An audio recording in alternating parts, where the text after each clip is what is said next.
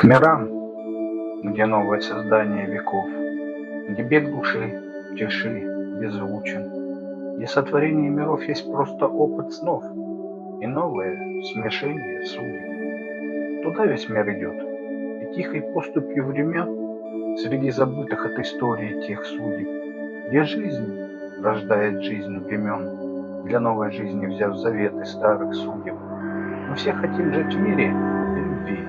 Не любим мы насилие и крах.